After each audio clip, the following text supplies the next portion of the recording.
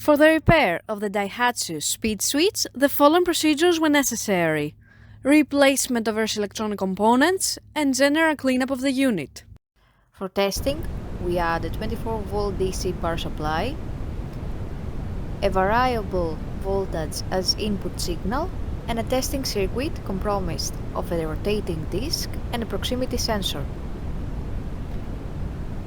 By manipulating the input signal, the unit responds accordingly and the disc spins faster.